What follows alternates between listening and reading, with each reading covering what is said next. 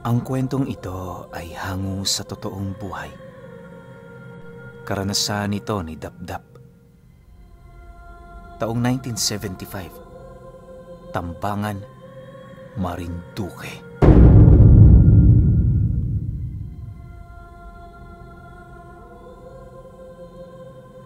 Itong mga panahong ito, nakatira si Dapdap sa bahay ng isang matanda na umampun sa kanya. 5 araw pa lamang ang lumipas magmula noong ipinanganak siya. Ibinigay siya sa matandang yon ng kanyang ama't ina. Dahil sa masyado pang bata noon si Dapdap, kung kaya't wala siyang kaide-ideya ukol sa istoryang bumabalot sa pagkatao niya. Basta ang tanging alam niya lang noon, ang matandang yon ang nagsisilbi niyang magulang. Bagaman mahirap para kay Dapdap na walang mga totoong magulang na nagpalaki, kinakaya naman niya yon kahit papaano. Sa pagtungtong ng taong ito, kasalukuyan na siyang nasa edad 17 anyos. Sanay na siya sa ugali at pamamaraan ng pagdidisiplina ng matanda, kaya na may alam na niya ang mga dapat at hindi niya dapat gawin. Upang makatulong naman sa kanilang pamumuhay kahit papaano, gumagawa rin ng sariling diskarte itong si Dapdap. Tuwing wala roon ang matanda, tumutungo siya sa sentro ng baryo para maghanap ng iba't ibang mapagkakakitaan. Wala naman talagang hindi pangkaraniwan sa buhay ni Dapdap Pinuno. Kagaya ng karamihan, lumaki siyang pangkaraniwan. Ang tanging pinagkaiba lang noon, lumaki siya sa piling ng isang matanda na merong misteryosong pagkatao. Ayon kay Dapdap, na may mga pagkakataon sa buhay niya, nakikita niya yung parang may kinakausap sa kanilang bintana tuwing sumasapit ang gabi. Kapag naman gumagawa yun ng apoy sa kalan, may mga binibitawan yung mga kataga na halos hindi niya maintindihan. Ang mas nakakapagtaka pa sa lahat, magmula noong nagkaisip siya, nananatiling misteryoso sa kanya kung ano ang trabaho nito.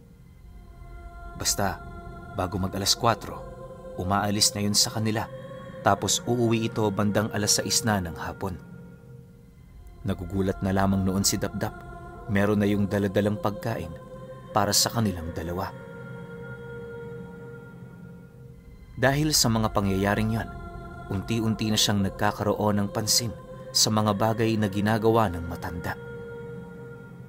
Nang hindi na niya maatim ang mga katanungan sa kanyang sarili, doon na siya naglakas ng loob na kumprontahin ito. Isang hapon, pagdating ng matanda sa kanilang tahanan, agad naman siya nitong tinawag para ipasa sa kanya ang mga pagkain nitong buhat-buhat.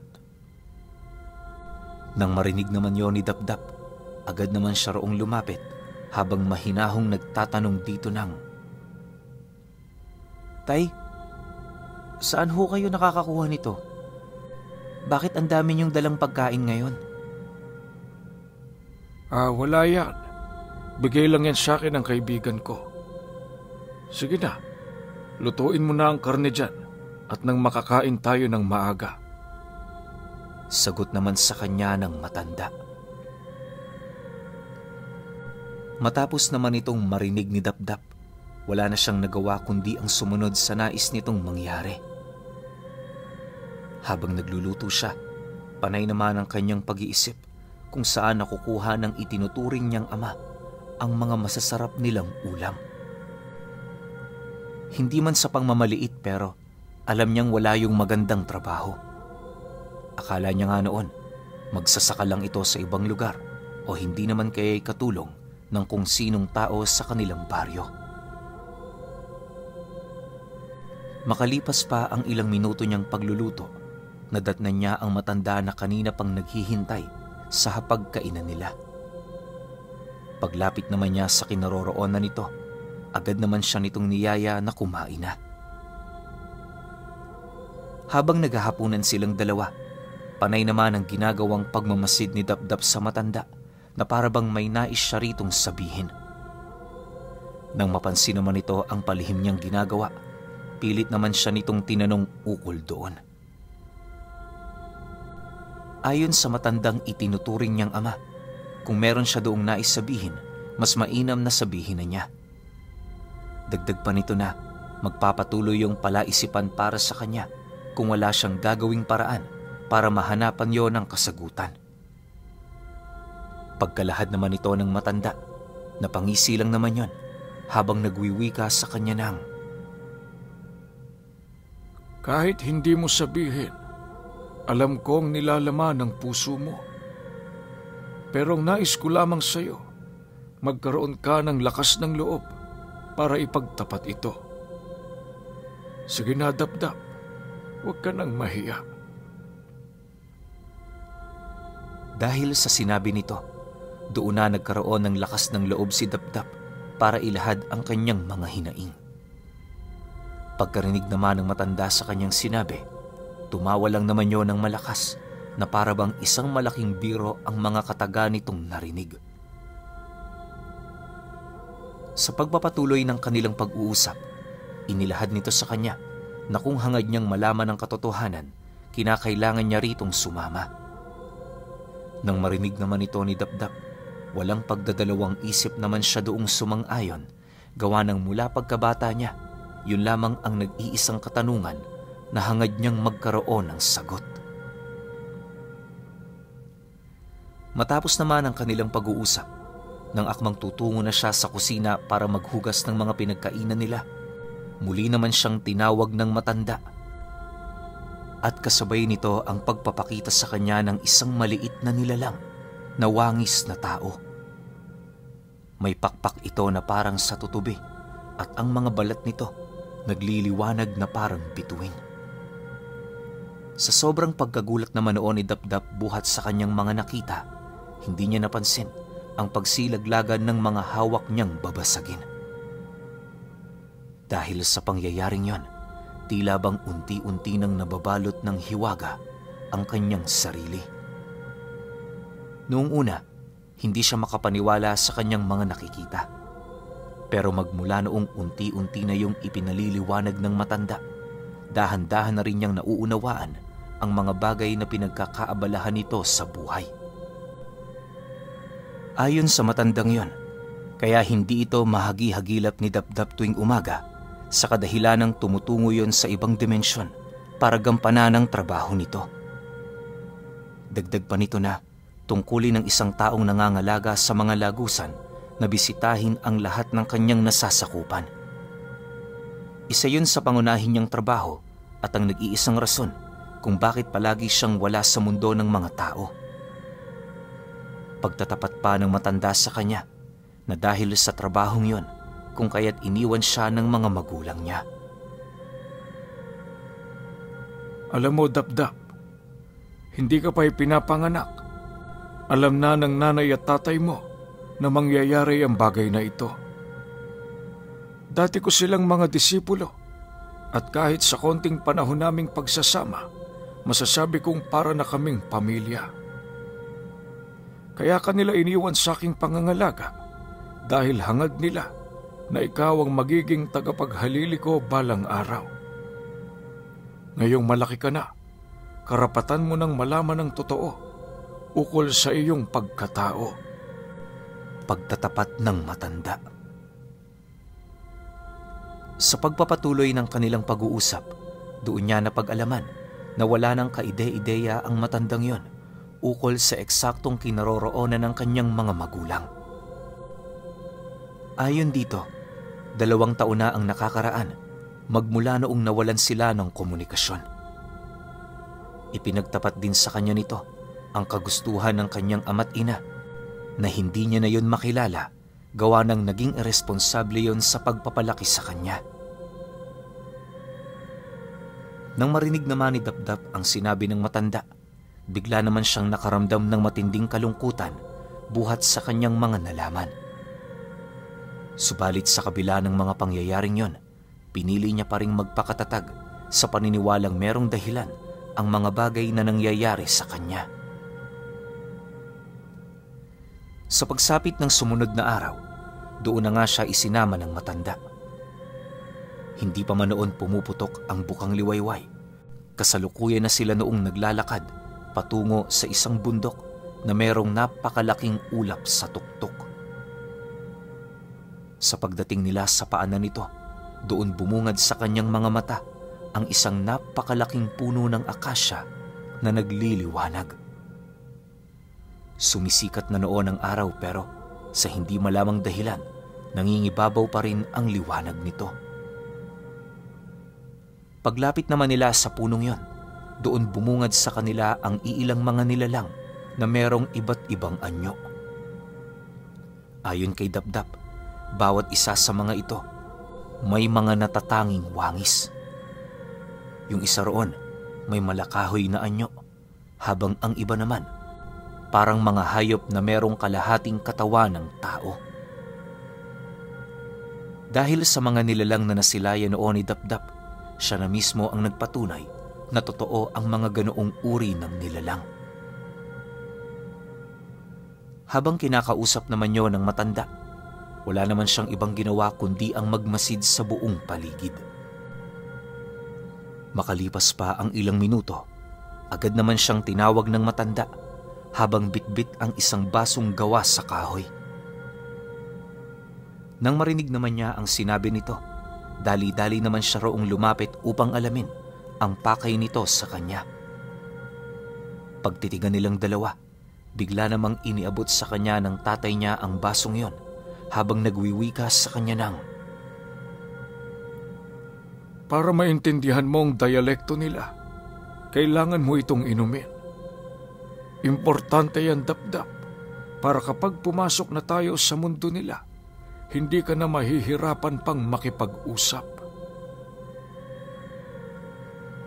Dahil sa sinabi nito, agad namang inabot ni Dapdap ang basong yon at walang pagdadalawang isip na ininom ang laman nito. Maya-maya pa, laking gulat na lamang niya matapos niyang maunawaan ang lahat ng sinasabi ng mga engkanto na nasa paligid niya. Matapos ang mga pangyayaring yon, kahit papaano, unti-unti na niyang nauunawaan ang pinag-uusapan ng mga ito. Sa paglipas pa ng mga araw, naging kasakasama na si Dapdap ng tatay-tatayan niya. Habang tumatakbo ang oras, palawak naman ng palawak ang karunungang nalalaman niya ukol sa mundo ng mga engkanto. Hindi naglaon, naging kagaya na siya ng tatay niya kung mag-isip. Habang nagbabantay sila ng lagusan, doon na siya nag-umpisang mag-aral ukol sa mga lihim na karunungan. Ayon sa tatay niya, tinatawag siya ng mga karunungang yon dahil sa pagkakaroon niya ng tiyaga na magsaliksik. Lubos naman yung ikinatuwa ng matanda, lalo pat nakikita niya ang kanyang kabataan sa katauhan ni Dapdap. 5 buwan lang noon ang lumipas, para na siyang antingero kung maituturing. Hindi man sa pagmamayabang pinuno pero napakalayo na niya sa kanyang dating pagkatao. Minsan nga, siya na lamang ang pinapabantay ng tatay niya sa mga lagusan kapag meron yung naisipang gawin sa mga araw na yon. Dahil sa salita nilang trabaho, unti-unti na ring nakakabisa ni Dapdap ang bawat trabaho. Ayon sa kanya, simpleng-simple lang ang kinakailangan mong gawin at yon ay magbantay ka ng mga lagusan tuwing hapon at pumasok sa mga ito kung yun naman ay lubos na kinakailangan. Dahil sa wala pa naman silang nakakaharap na kalaban, aminado itong si Dapdap na kampante siyang walang mangyayari sa kanilang masama. Subalit, habang papalapit ang mga araw ng mga patay, mariin naman siyang inabisuhan ng tatay niya ukol sa panganib na maaaring maidulot nito sa kanila. Sa pagsapit ng gabi ng huling araw ng Oktubre, kabilin-bilinan nito sa kanya, huwag magbababa ng depensa. Hanggat maaari, panatilihin niyang nakataas ang bakod at pudar niya sa katawan, sa kadahilanang yon ng mga panahon kung saan pangunahing pakay ng mga nilalang na nasa kaliwa ang mga taong nagbabantay ng lagusan. Dagdag pa ng matanda na marami na sa kanila ang nagbuwis ng buhay maprotektahan lamang ang lagusang ipinangako nilang ipagtanggol sa lahat ng oras. Matapos naman itong marinig ni Dapdap, agad naman niyang tinanong ang tatay niya kung saan lulusob ang mga kalaban nila. Nang marinig naman ito ang kanyang sinabi, seryoso naman yung lumapit sa kanya habang sumasagot ng, "Hindi mo na sila kailangan pang hanapin. Sila mismo ang pupunta rito sa atin. Alam mo, Dapdap, sa mga panahong ito, tayo ang kanilang pangunahing punteriya. Kapag nakuha na nila ang pakay nila sa akin, doon pa lamang sila uusad patungo sa lagusang binabantayan natin. Ngayon mo mauunawaan kung gaano kahalaga ang susing kahoy na ilang dekada mo ng pagmamay-ari."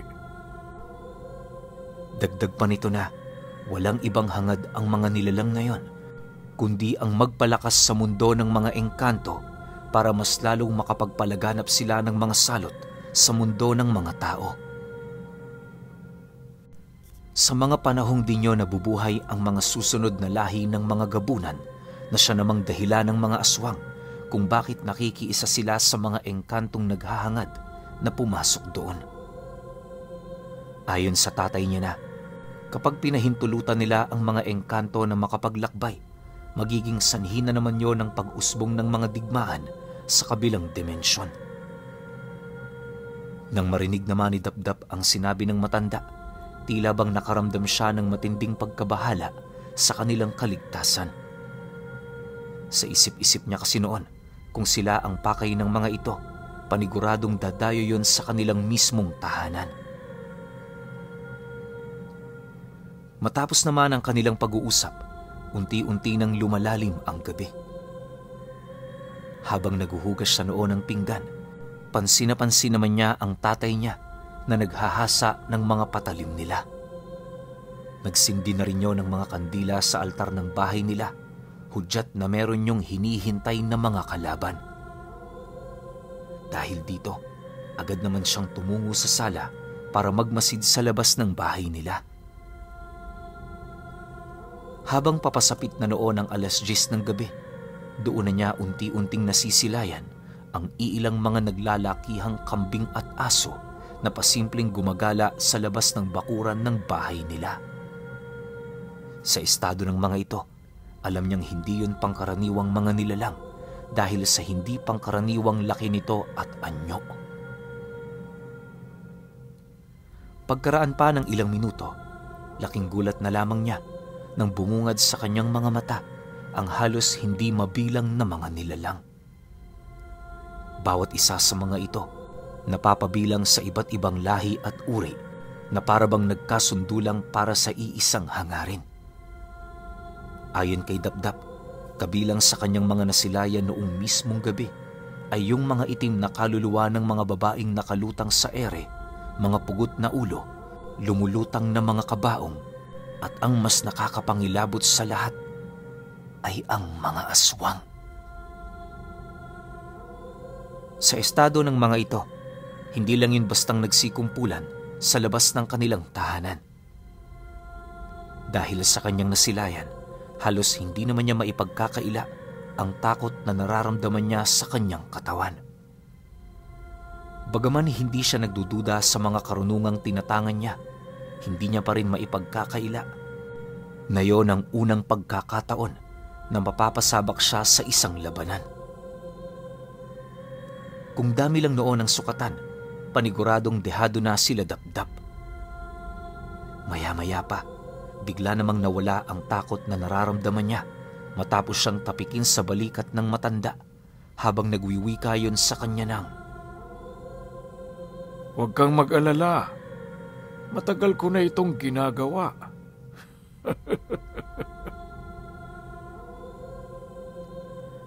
Matapos naman itong makapagsalita, agad naman siya nitong isinama patungo sa harap ng altar nila. Bago sila magpasyang lumabas, doon niya nakita ang kinuhang kwintas ng tatay niya na binubuo ng 2 barya na may nakaukit na mukha ng anghel na mayroong mga pakpak. Sa pagsuot dito ng matanda, Doon niya nasilayan ang kakaibang liwanag na bigla na lamang lumabas sa likuran nitong bahagi. Kasabay ng pagkawala ng nilalang na yon ay ang mabilis namang paglakad ng tatay niya, bitbit ang 2 tabak na pinatalim nito. Pagbukas nito ng pinto, agad naman siya nitong inabisuhang sumunod, nang sa gayoy maranasan niya ang iilan sa mga pangunahing tungkulin ng mga tagapagbantay ng lagusan.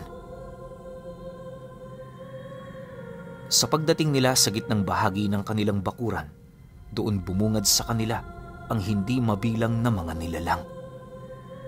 Pagsilay naman ito sa kanilang kinaroroonan, sabay-sabay naman yung nagsiangil habang dahan-dahang umuusad papalapit sa kanila.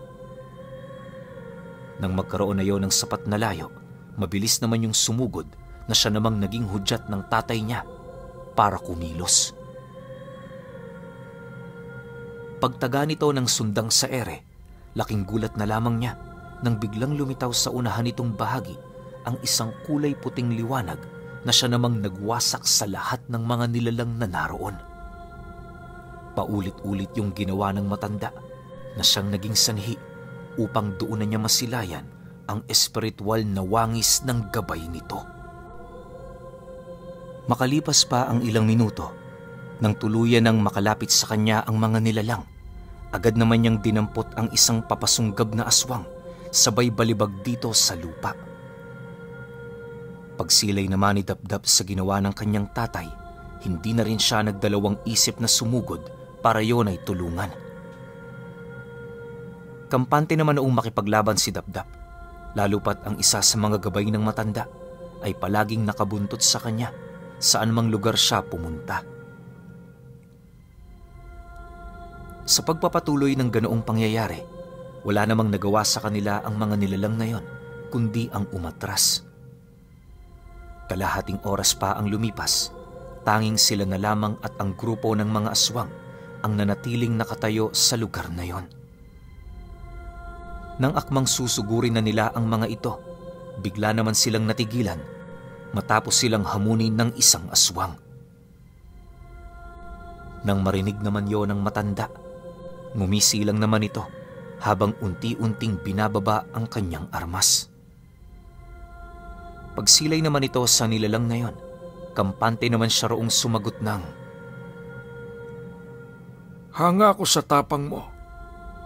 Bibigyan kita ng partida. Baka sakali na lang na manalo ka. Maaari kang gumamit ng anong armas. Habang ako naman, tanging mga kamao ko lamang ang magsisilbi kong sandata. Patas na siguro yon para mabigyan mo ko ng isang magandang laban." Dahil sa sinabi nito, umangil lang naman ang nilalang habang dahan-dahang naglalakad patungo sa harapan nito. Nang masipat naman yon ni Dapdap, minabuti naman niyang maupo sa lilim ng isang puno para pagmasdan ang mga susunod na mangyayari. Sa puntong yon, wala na siyang ibang ginawa kundi ang maging kampante. Napagtanto niya kasi noon, likas na malakas ang matandang umampun sa kanya, kaya walang rason para pagdudahan niya ang kakayahan nito. Sa pag-uumpisa ng duelo, maigi naman niyang pinagmasdan ang gagawing pag-atake ng nilalang. Habang pinaiikutan nito ang matanda, wala naman yung ibang ginawa kundi ang manatiling nakatayo habang pinakikiramdaman ang kilos ng nilalang. Nakababa rin ang 2 kamay nito, indikasyon na wala yung interes na makipaglaban. Maya-maya pa, nang masipat naman ni Dapdap ang pagsugod ng nilalang, bigla naman siyang napatayo matapos niyang masipat ang isang nakakabulag na liwanag na siya namang sumalag sa pag-atake ng aswang. Pag-atras nito mula sa kinaroroonan ng matanda, doon niya nakita kung papaano yun lumuha ng dugo. Habang umaatras ang nilalang, panay naman ang pag-iyak nito habang pilit na kinakapa ang mga bagay na nasa paligid.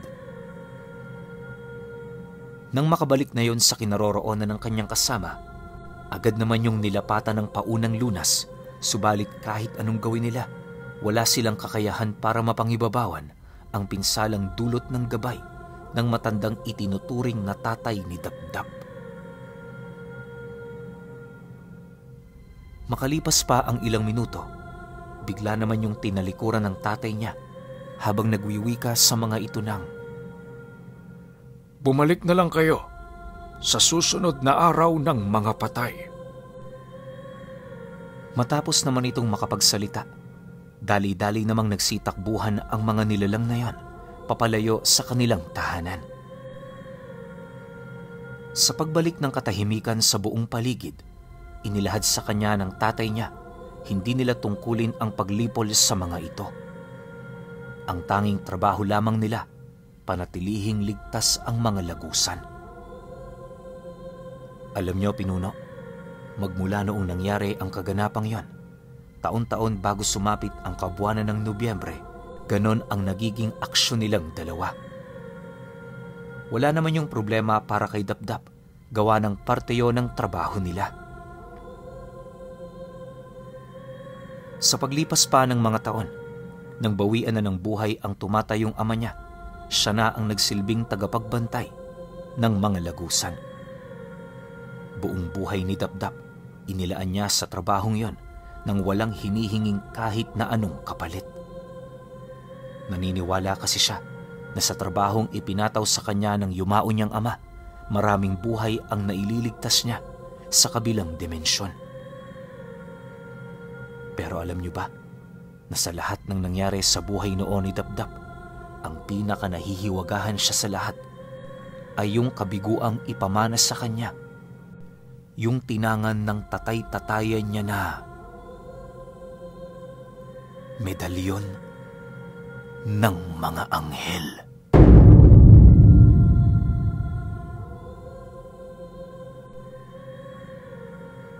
Okay, opinyon ko sa kwento. Oo nga no, yun agad yung pinaka naging unang tanong ko dito sa dulong part na, bakit kaya hindi pinamana kay Dapdap? Diba? Kasi kung tutuusin, sobrang lakas ng medalyon na yun. Tsaka kahit anong klaseng nilalang ang makaharap ni Dapdap, talagang tataob, isipin ninyo, medalyon ng mga anghel. Bakit nga kaya? Tsaka, hindi natin pwedeng sabihin na aasa si Dapdap sa kung ano lang yung inaral niya dun sa tatay-tataya niya, no? Tsaka dun sa mga kaibigan niyang engkanto. Bakit kaya? Tsaka saan nilagay ng tatay-tataya niya yung medalyon ng mga anghel? Ako ngayon ko lang narinig to. Kasi alam naman nating lahat, di ba? Ang pinaka-common na medalyon na ginagamit medalyon ni Arkanghel, San Miguel, at iba pang mga anghel. Pero dito, medalyon ng mga anghel? Medyo napapaisip ako rito Paano nga kaya, no? Ba't kaya hindi pinamana kay Dapdap? Di ba? Pero overall, para sa akin, sobrang ganda ng kwento na to. Alam ko rin naman na karamihan sa inyo alam na yung mga tinutukoy na lagusan na to, di ba? Mayroon dyan papuntang Biringan, papuntang ibang lugar, pantawid sa ibang pulo, at kung ano-ano pang klase ng lagusan. Kasi sandamakmak na yung ganyang kwento natin dito. Pero yun nga, kagaya ng sinasabi ko, may mga ibang tao pa rin na meron talagang itinatagong kwento tungkol sa mga lagusan na yan. Meron pa nga tayong kwento dyan, di ba, na lagusan ng gumagawa yung mga parang mga sakuna. Di ba? So marami talagang lagusan dito na talaga namang misteryo. Pero syempre, kayo pa rin. Kung may opinyon kayo sa kwentong ito, comment nyo lang sa baba. Yun lang. Hanggang sa susunod na kwento. Salamat.